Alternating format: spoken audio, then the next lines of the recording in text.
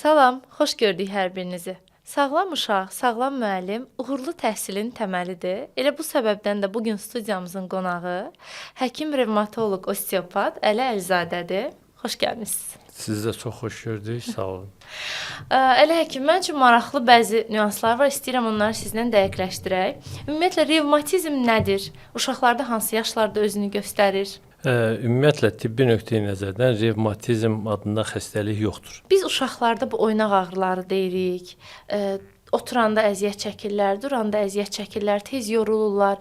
Bu problemləri, bu simptomları biz revmatizmin əlaməti kimi qəbul edə bilərik?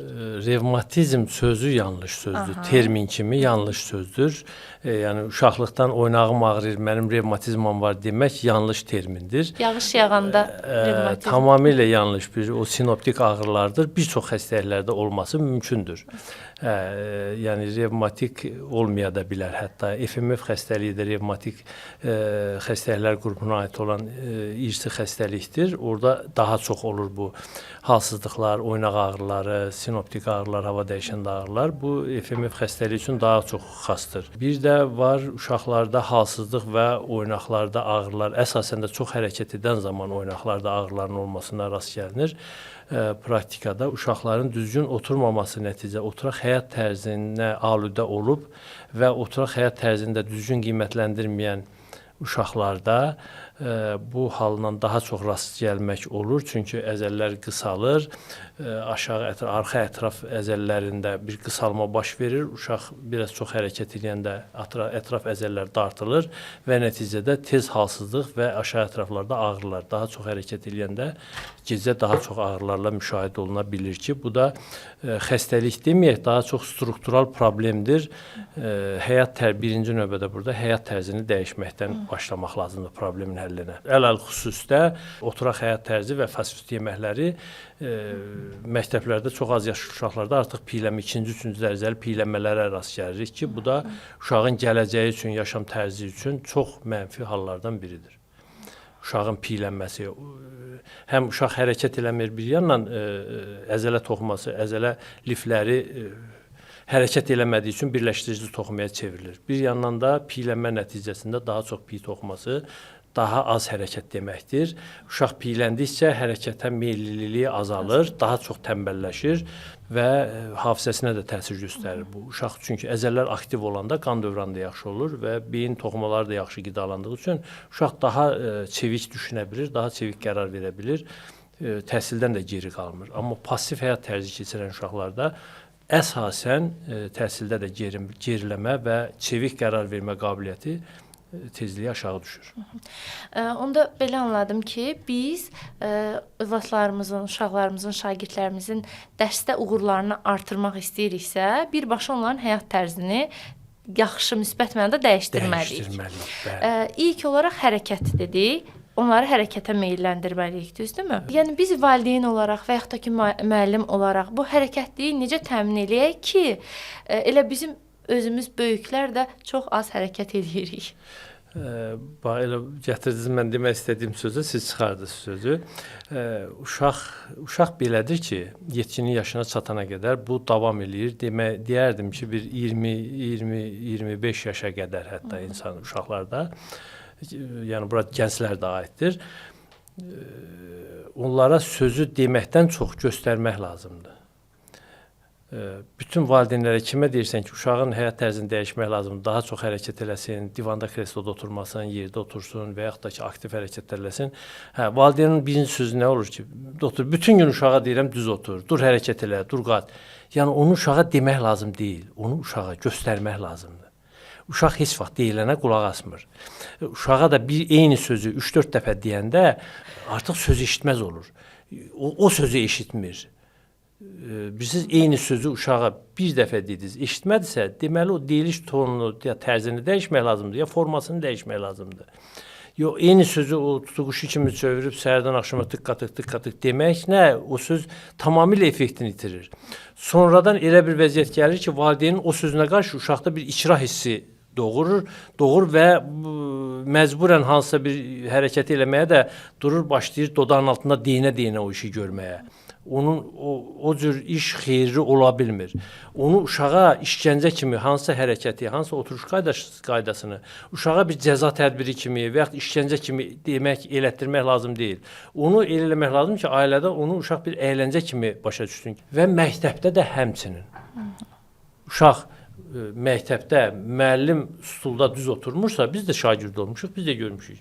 Müəllim stulda necə oturursa, uşaq da o cür oturur. Müəllim düzdür, indi təhsil sistemində bəzi müəllimlərdən soruşsan deyir biz gün ərzində ümumiyyətlə oturmuruq. O da düzgün deyil də. Müəllim də bütün gün ayaq üstündə dayana bilməz, o da insandır da. Müəllimə bir robot kimi baxmaq lazım deyil axı. Amma oturuş duruş qaydalarını da müəllim aşılamalıdır. Bunu da deyim ki, müəllimlərdə də bu qamət pozğunluqları, onurğa xəstəlikləri bu saat çox vüsət alıb. Hətta mən deyərdim ki, uşaqlardan da çoxdur. Bu da hamısı o düzgün olmayan gərginliyin verilməsi nəticəsində. Yəni müəllimin və yaxud da müəllimənin də onurğa əzələləri, statik əzələlər o gücdə olmalıdır ki, onu bütün gün ayaq üstündə saxlaya bilsin.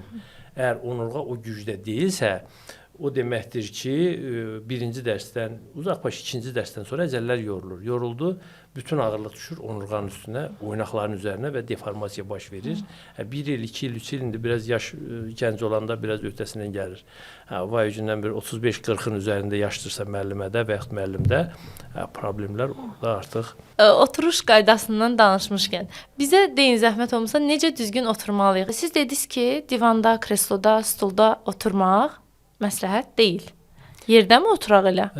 Bilirsiniz, necə düzgün oturaq? Bütün növ rahatçılıqlar, insan üçün nəzərdə tutulmuş rahatçılıqların hamısı insanın qənimidir, insanın sağlamlığının əleyhinə yönəlmiş tədbirlərdir.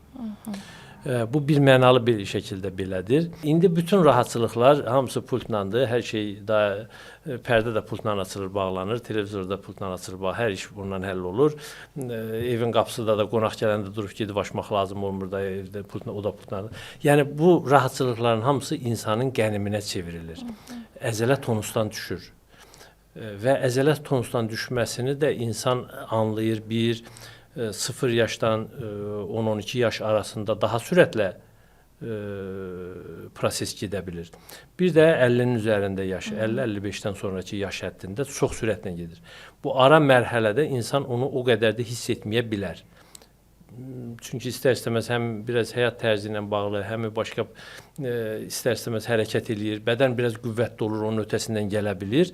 Ancaq o zədələnmələrin hamısının artıq 50 yaş, 45 yaş, 50 yaşından sonra, 55 yaşından sonra ən belə uzağı artıq hiss etməyə başlayır ki, mən vaxtında bunu eləməmişəm, belə olub, bunu eləməmişəm, belə olub. İnsan elə oturmalıdır ki, oturuş qaydası onurğadan perpendikulyar sürətdə oturaq qabarına təmas etməlidir. Bax, bu bizim onurğamızdır. Biz oturanda da, duranda hansı pozada, qaçanda hansı pozada olmalıdır bu onurğa. Mən hamısını bu saat ardıcıl surətdə sizə izah edəcəm. İnsan oturan zaman normalda insan onurğanın bel lardozu var, döş kifozu, bir də boyun lardozu var. Yəni normal əyilmələr var. Bu onurğanın amortizasiyası rolunu oynayan bir funksiyasıdır. Normalda belə olmalıdır. Və insan oturanda mütləq oturaq qabarının üzərində oturmalıdır. Bu oturaq qabarıdır. Bu qalın 2 dənə sümükçü var. İnsan oturarkən onun üzərində oturmalıdır. Düzgünü budur. İnsan əgər bunun birinin üstündə oturursa, divanda, kresloda bilirsiniz də, ayağımızı ayağımızın üzərinə aşırırıq. Belə bir böyrüstə oturursa insan və yaxud ayağını ayağının üstünə keçirib oturursa və yaxud bəzən əsasən də yeniyetmə qızlarda çox rast gəlinir, məktəbli qızlarda 10-12 yaşında ayağının birini qatlayıb altına qoyur, birinin üzərində oturur. Bu zaman oturaq qabarın biri qalır yuxarıda, birinin üzərində oturur. Bu zaman çanaqda bir torsiya dediyimiz bir hal baş verir. Yəni çanağın burulması. Çanaqda belə bir hal baş verir. Burulması. Ki göydə qalan oturaq qabar yerə çatmaq istəyir. Bu zaman çanaqda əyilmə baş verəndə əyiləndən sonra artıq insan istəyəndə də düz otura bilmir. Narahat olur. Bir dəqiqədən sonra artıq avtomatik əyilir əks tərəfə, ayaq avtomatik qalxır üstünə ki, rahat poz alır ki, o pozada rahat dayanır. Və yeniyetmə yaşına çatmamış uşaqlarda o vəziyyətdə oturanda qazanılmış skalyoz xəstəliyi əsasən ondan sonra başlaya bilir. Çanaq əyridirsə, burada onurğa da artıq əyilir. onurğa da bel fəqərəsindən bir tərəfə əyilibsə, insan düz dayanması üçün döş fəqərəsindən də əks tərəfə əyilir. Həkim, bəs biz divanda oturanda necə olur çanağımızın vəziyyəti? Hə, divanda oturanda, divanda insan oturaq qabarının üstündə otura bilmir. Divanda oturanda insan oturur oma sümüyünün üzərində, bax belə. Və B vəziyyətdə oturanda da onurğa belə bir məcburi vəziyyət alır. Uşaqlarda deformasiya, kifozun dərinləşməsi və omanın fiksasiyası daha çox niyə baş verir? Uşaqlar oma sümüyünün üzərində oturanda, divanda, kresloda, hətta böyüklər üçün stulda belə oturanda uşaqlar omanın üstündə oturma ehtimalı yüksəkdir. Niyə? Çünki uşaq, bayaqlar dedim ki, uşaq valideyninə oxşamağa çalışır, bənzəməyə çalışır. Məsəl üçün 7, 8, 9 yaşlarında uşaq bizim kimi belə əyləşib ayağını yerə çatdıra bilmir. Baxır valideynə, görür valideyn oturub stulda və yaxud da ki divanda, dəxli yoxdur. Ayaqlar dəyir yerə. O da istəyir ki, ayaqları yerə dəysin. Ona görə də nə edir? Uşaq ucda oturur, stulun ucunda, dizlərini aşağı əyir ki, ayaqlar yerə dəysin. İndi bu dəfə baxır ki, valideyn arxaya söykənir baxır. İndi bu da arxaya söykənmək istəyir. Bu vəziyyətdən yayılır arxaya. Belə bir vəziyyət alır uşaq. Bu vəziyyətdə də onurğanı bu vəziyyətdə təsəvvür eləyin və onurğanın bu vəziyyəti alınır. O oturur oma sümüyünün üzərində və onurğada belə qıvrılmış bir vəziyyət alır. Uşaq olur bu vəziyyətdə. Kifoz dərinləşir, skalyoz, ondan da dərin problemlər burada baş verir çanaqda. Onu hələ nə valideyn, nə uşaq qabaqcadan bilmir. Çünki oma fiksasiya olur. Oma insan yeriyəndə 8 vari hərəkət etməlidir. Oma sümüyü və çanaq. Bu hərəkət pozulur.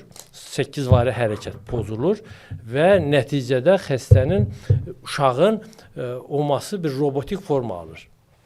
Əyilmə baş vermir onda. Hə, yeriyəndə çanaq sümükləri normal bir belə minimal millimetrik orada 8 vari hərəkət olmalıdır. Amma robotun hərəkətində o 8 vari hərəkət yoxdur. Robot belə dayanır, ayaqlar gedir, gəlir. Aydındır. Lardoz düzləşir. Bel lardozu birazdan sonra yetkinlik yaşına çatandan sonra çanaq funksiyalarının, çanaq orqanlarının funksiyasında artıq zəifləmə baş verir. Niyə? Çünki pompaj yoxdur, hərəkət yoxdur. Orada istər-istəməz. Orada da passivləşmə yaranır. Bəli, orada da passivləşmə başlayır. Bağırsaqlarda sallanma baş verir, mədə sallanması baş verir. Çünki oma işləmirsə qarnın düz əzələləri işləmir. Nəticədə mədə sallanır, bağırsaqlar sallanır. Uşaq bir də görsən həftələrlə bağırsaq işləmir. O dərman qəbullə, bu dərman qəbullə. Amma bir dənə problemi, çanaq problemini həll eləməklə o problemlərin yaxımısından qaçmaq olardı və yaxud da ki, bərpa etməklə o problemlərin hamısını düzəltmək mümkündür.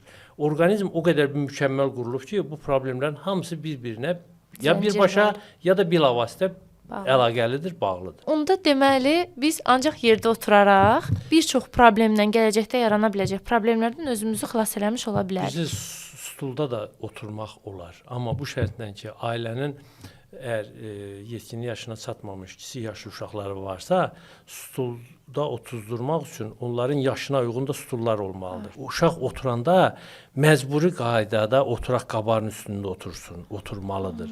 Evdə də həmçinin uşağın ya ölçüsünə uyğun stul olmalıdır. Çünki uşaq böyüklər üçün olan stul da normal oturuş qaydası otura bilməz. Mümkün deyil. Oturar 10 dəqiqə, 15 dəqiqə, yarım saat. Buna görə də ya uşaq yerdə oturmalıdır, heç olmasa növbəli şəkildə eləməlidir. İndi yaz yazanda stulda oturub yaza bilər, oxumağını heç olmasa yerdə otursun, oxusun. Yəni nəsə bir çözümünü tapmaqda. Çünki bilirəm o saat valideyn deyəcək, uşaq bəs yazını necə yazsın, əlində tutsun. Hər şeyə bir çarə var da. Yəni kiçik masa qoyub yerdə də yazmaq mümkündür. Heç olmasa yerdən belə sündür ola bilər. Uşağın sağlamlığı üçün hər vəziyyətdən çıxış yolunu düşünmək lazımdır ki, necə eləyim ki, elə uşağın üstünə qışqırıb, ay uşaq düz otur deməklə iş bitmir.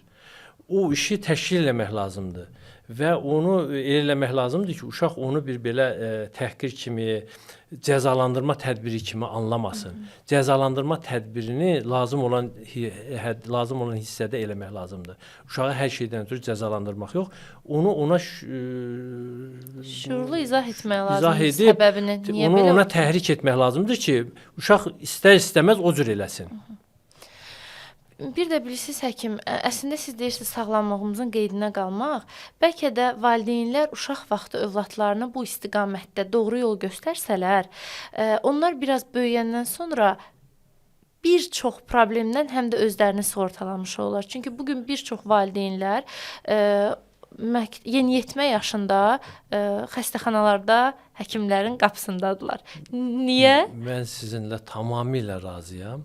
Sadəcə olaraq o ilkin dövrdə hansısa periodda biraz daha çox valideynin əziyyəti və diqqəti tələb olunur. Çox təəssüf ki, bəzən valideynlərin heç uşaqdan xəbəri yoxdur. Uşaq valideyn gedir, işə səhər gedir, axşam gəlir, ata da, ana da işləyir. Valideyn evdə ya nənə baba umudundadır, ya da ən dəhşətlisi dayə umudundadır. Onda nə vecinədir ki, uşağa desin, ya oradan oturma, oradan otur, ya da oradan oturma, oradan oxu.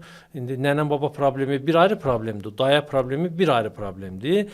Nənə baba daha çox uşağı əzizləyir ki, gəl bu tuzdurur bütün gün orada qucaqda. Oturma, burada otur. Hətta uşaq nənə baba ilə böyüyəndə hələ yeriyənə qədər də elə qucaq pişiyi olurlar. Uşağı qucaqdan yerə qoymur. Mənim bu nənə baba xəstələrim gələndə həmişə deyirlər, nəvə saxlayıram, belim ağrıyır. Uşağı qucağa almaq lazım deyil. Uşaq böyüyəndə olacaq qucaq pişiyi.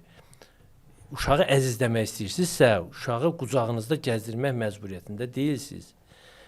Yoxdur dünyada belə bir şey. O istək deyil. Uşağa cəza tədbiridir o. Çünki qucağa alanda uşağı nənə baba neynir? Bir qolun üstünə alır. Bir qolun üstünə alanda yenə gəlirik bura bu skeletin yanına. Uşağı qucağa götürəndə qolu altdan keçirirlər belə. Bu zaman qolun üstündə artıq yeriməyə başlamamış uşağın çanağı əyilməyə başlayır. Qolun üstündə saatlarla qalan uşaq. Keçmişdə analar iş görəndə nə edirdilər? Uşağı şəlləyirdilər dalına, arxalarına şəlləyirdilər, yaylıqla, şalla, ayaqlar yanından keçirdi belə və rahat işlərini görürdülər. O vəziyyətdə çanağın ən optimal vəziyyəti, ən lazımlı vəziyyət, tamamilə düz vəziyyətdə. Hətta displaziyası olan uşaqlar belə özləri bilmədən, xəbər olmadan müalicə olunurdu həmin vəziyyətdə. Kürəyə uşağı başını arxadan şəlləmək vasitəsilə. İndi o niyəsə kürəyə şəlləmək biraz belə dəbdən düşür. Yox, dəb deməyək də, hətta bəzən onu belə bir geridə qalmışlıq hesab edirlər. Uşağı daha çox böyürdən asırlar və qarnına kenguru kimi qarnına bağlayırlar ki, bu da valideynin sonradan probleminə gətirib çıxır. Çünki o vəziyyətdə valideynin onurğası əyilir, dartınma yükü artır və onurğa problemlərindən sonra bu səfər valideyn müalicə alır. Amma arxaya şəlləyəndə orada onurğa heç bir təzyiqə məruz qalmır. Sadəcə olaraq həm uşağa xeyir olur, həm valideynə xeyir olur, həm də uşaq qucaqdan qurtulur. Qucaq pişiyi olmur. Həkim, bəs biz müəllimlər sinifdə, sinif daxilində, dərs zamanı, uşaqların məktəbdə olduğu müddətdə onların sağlamlığına belə necə kiçik toxunuşlar eləyə bilərik ki, gələcəkdə onları belə bu danışdığınız böyük problemlərdən qoruyaq, qurtaraq? Birinci növbədə uşaqların yazı yazarkən o partanın üzərinə uzanmaq deyirəm də, mən yayılırlar partanın üzərinə bəzən ki, indi o düzdür, başqa onun səbəbləri də olur ki, bəzi uşaqların gözlərini görmədə problem olur, valideyn ona fikir vermir ya görmür. Əgər uşaq yazdığı yazıya əyilib belə baxıb yazırsa, o uşağın görməsində 99% ehtimal ki, görməsində problem var. Yəni onu mütləq yoxlamaq lazımdır. Əgər o səbəbləri kənara qoysaq, digər halda birinci sinifdə onu öyrədirlər müəllimələr. Amma sonrakı yaş dövründə bunu uşaqlar unudur. Bir də görsən belə dirsəklənib yazan kim, ki müəllimə də nə lazımdır ki, tək testi tez həll eləsin, uşaq güya düşünür, düşünmür. Baş qalır ovuçdan asılı vəziyyətdə. Atlas burulur, birinci boyun fəqərəsi tam fərqli vəziyyətdə, burulmuş vəziyyətdə qalır. O cür uşaqlarda da 15-16 yaşından sonra başlayır artıq baş ağrıları, ay migren tutdu, gözümdən su gəldi, nə bilim filan beşməkən digər problemlərin əmələ gəlməsinə bəri başdan 9 yaşında, 10 yaşında bu uşaqlar özlərini yoluxdururlar. Bəzən o vəziyyətə gətirib çıxardırlar ki, ölənə qədər elə baş ağrısını yaşamaq məcburiyyətində qalırlar. Uşaq vaxtı Nə var, uşaq vaxtı, bəli, ya belə uzanıqlı belə oturur, bunun başqa evdə də olan problemlər törədə bilir. Uzanıqlı telefona, televizora baxmaq da bu vəziyyətə gətirib çıxara bilir. Amma məktəbdə siz sual verdiniz ki, məktəbdə müəllim nə etməlidir? Məktəbdə müəllim uşağa deməlidir ki, başını onurğanın üstündə saxla, əlində ovucunda yox. Yəni bu çox ziyanlı bir şeydir. İkinci məsələ də qamətin düz durması. Qamətin düz durması, uşaq vaxtı bizə öyrədirdilər ki, bir yumruq partadan kənarda olmaq lazımdır yaz yazarkən. Onu dərs oxuyarkən də onu tətbiq eləmək lazımdır və bütün yaş qruplarında onu tələb eləmək lazımdır. Həkim, o yumruq məsələsini bir də göstərməyinizi xahiş edirəm. Necə idi o məsələ? Uşaq otururdu partada, yazı yazanda. Arada bir ən yumruq. optimal görüş məsafəsi ruska qələmi yazarkən baxmaq üçün yumruq vəziyyəti sinəsinin burada bu qədər məsafə olması. Parta ilə bədəni arasında bir yumruq məsafə olmalı. Bütün bədəni ilə partiyaya söykənibsə, belə dirənibsə, orada düzgün qamət ola bilmir və düzgün yazış qaydası, qolla məsafə lazımdır. Onda qolun arxaya çəkir, o da düz gəlmir. Onda yəni düzgünü bu məsafədir ki, yumruq uşağın özünün yumruğu məsafəsində burada məsafə olduqda həm onurğa düzgün qamətdə olur, həm də yazı məsafəsini düzgün nəzarət eləyə bilir baxışı ilə. Bəs yuxu məsələsi bütün bu problemlərin hansı hissəsində dayanır? Bəzi uşaqlarımız çox gec saatlarda yatırlar. 12-də, 1-də yatan uşaqlarımız da var, bəli. İndi baxın, bir müəllim olaraq sizdən soruşuram. O vaxt uşaq nə iş görür? O vaxt uşaq valideynlərlə birlikdə seriala baxa bilir. O vaxt valideyn niyə oyaqdır? Valideyn də deyir ki, mən 8 saat işləmişəm, istirahətə ehtiyacım var. Passiv istirahət eləmək üçün də televizorun qarşısında oturub. O səhər tezdən durub işə getməyəcək, 8 saat işləyən valideyn. Nə məsləhət görür valideynlərə? O valideynlər səhər 8-də, 7-də durub 8-də evdən çıxan valideyn gecə saat 1-də, 2-də teleseriala baxa bilməz, mümkün deyil. O işləməyən, günortayacan yatan valideyndir ki, hansı ki onsuz da günortayacan yatacaq. Uşaq da baxır ki, valideyn kinoya baxır, valideyn kinoya baxırsa uşağa yat demək mümkün deyil. Uşağa onu göstərmək lazımdır, deməklə olmur. Uşağa valideyn onu göstərməlidir.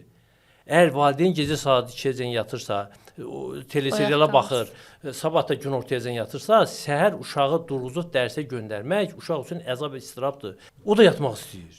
Gecə yatmayıb axı. Onda yuxu problemləri uşaqda yuxu problemini pozan valideyndir. Bu bir mənalı şəkildə belədir. O yuxu problemi bizdə nə kimi fəsadlar törədir uşaqlarda? Çox. Birinci yaddaş pozğunluğu, İkinci küt beyinlik, üçüncüsü çevik qərar vermə qabiliyyətinin yavaş-yavaş o qabiliyyətin atrofiyalaşması, tamamilə itməsi, olmaması və s. və ilaxır. Və nəzərə alsaq ki, bu gecə saat 2-yə qədər də uşaq televizora baxanda belə düz oturub televizora baxmayıb. Mütləq divanda yayxanıb, əlin qoyub qoltuğun dibinə, qulağın dibinə baxıb, onurğa o vəziyyətə, hansı vəziyyətə düşüb, bu artıq ikinci, üçüncü dərəcəli məsələlərdir. Burada zehni problemlər, gecə saat 2-yə qədər oyaq qalan 8-9 yaşında, 7 yaşında uşağın beyni operativ işləyə bilməz. Mümkün də deyil. Biz də indi problem görən kimi tez uşağı götürür, yaparıq psixoloqa, elə bilirik psixoloji nəsə problemlər var. Əslində təməlində elə düzgün oturmamaq və yuxu. Məncə o cür uşaqları psixoloqa yox, onların valideynlərini psixoloqa aparmaq lazımdır. Ən düzgünü bu olardı. Mənim yanıma gələn uşaqları mən əksəriyyətin valideyni göndərirəm psixoloqa. Düzdür, biraz mənə nifrət edirlər, zəhlələr gedir ki, ay doktor, uşağın yanında niyə belə deyirsən? Özünüz gətirib bu vəziyyətə çatdırmısınız. Özləri gətirib bu vəziyyətə çatır. Bütün skalyozlu uşaqların, kifozlu uşaqların valideynlərinin psixoloqa ehtiyacı var. Yəni bu bir mənalı şəkildə belədir. Çünki valideynin psixoloji durumunda problem olmasa, uşaqda skalyoz olmur. İdiopatik anadan gəlmə skalyozları çıxmaq şərti ilə. Onlar rahat deyil. Digər qazanılmış skalyozların uşaqlarda hamısının valideynin psixoloji yardıma ehtiyacı var.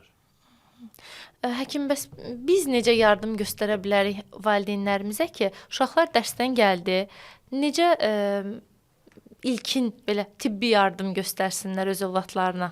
Bütün hallarda birinci növbədə uşağa sinifdə heç olmasa dərsdə düz oturmaq və evdə də valideynə göstərmək ki, uşaq belə oturmalıdır. Uşaq divanda, kresloda oturmamalıdır. Divanda, kresloda ümumiyyətlə düz oturmaq mümkün deyil. Və mütləq müəllim valideynə izah etməlidir ki, müəllimlər ki, uşağınıza onu deməyin, onu göstərin. Bax, bir nömrəli problem budur. Uşaq həmişə böyüklərdən örnək götürür. həmişə böyüklərdən nəsə götürməyə çalışır. Çünki həyat gör-götür dünyasıdır da. Oxumaqla orada olmur. Onu görüb o hərəkət eləmək lazımdır. Valideynin yerişinə arxadan baxır uşaq onun kimi yeriməyə çalışır. Və ya müəlliminə baxır koridorda müəllim necə yerir, o cür yeriməyə çalışır. Həyat dərsi keçir. Biz də böyüklər olaraq uşaqlara həyat dərsi keçirik, onu düzgün keçməliyik. Biz özümüz bir şey eləmiriksə, uşaqdan nə gözləməliyik gələcəkdə uşaqdan? Çox sağ olun Əli həkim gəldiyinizə görə. Ümid edirəm ki, bugünkü söhbətimiz bir çox valideyni işıq olacaq, istiqamət verəcək. İnşallah. Həm də müəllimlər üçün. Bilirsiniz, bu söhbət bir tərəfli olmalı deyil. Müəllimlər bəzən bilməyərəkdən nəyisə düzgün eləmirlər. Hətta valideyn nə deyir, uşağa hansısa tələbi eləmir. Belə bir bəlamız da var bu saat ki, hamı elə bilir ki, onun uşağına toxunmaq olmaz. Toxunmaq deyil bu. Hətta uşaq artıq birinci, ikinci dərsdə demirəm, üçüncü, dördüncü dərsdən sonra ki, uşağın artıq zehni yorulma prosesi başlayır. Mən yanıma gələn müəllimlərə də deyirəm ki, uşaqlarla bir əyləncə təşkil edin. Dərsin ortasında bir 3 dəqiqə vaxt ayırın. Yəni bu dərsi pozmaz. 3 dəqiqə ərzində uşaqlar qalxın, bir 5 dəfə yerdə duraq, hamımız bir yerdə. Mən dediyim, siz deyin. Yəni bu uşağın bir onurğasını da tonusa gətirəcək və bir balaca bir yuxusunu da qaçırdacaq. Yoxsa uşaq oturur, saat neçə oldu, mən saat dərsim nə vaxt qutaracaq, mənim evə nə vaxt gedəcəm. Yəni bunu bir müəllimdən də bir yaradıcılıq tələb olunan məsələdir də. Bunu da eləmək olar uşaqlar üçün daha aktivlik artar, uşağın zehni qabiliyyəti daha da yüksələr onda. İstənilən dərsdə bunu eləmək mümkündür. İstəyir tarix dərsi olsun, riyaziyyat dərsi olsun, başqa bir. Dərsin 2 dəqiqəsi buna ayrıla bilər, 3 dəqiqəsi buna ayrıla bilər. Yəni hər ikinci dərsdən sonra 3-cü, 4-cü, 5-ci, 6-cı dərsdə yəni bu daha səmərəli bir üsuldur müəllimlər üçün. Çox sağ olun. Təşəkkür eləyirəm. Bugün studiyamızın qonağı həkim osteopat Əli Əlizadə idi. Ümid edirəm ki, bugünkü söhbətimiz müəllimlərə və bir o qədər də valideynlərə düzgün istiqamət vermiş olacaq. Gələn görüşlərədək.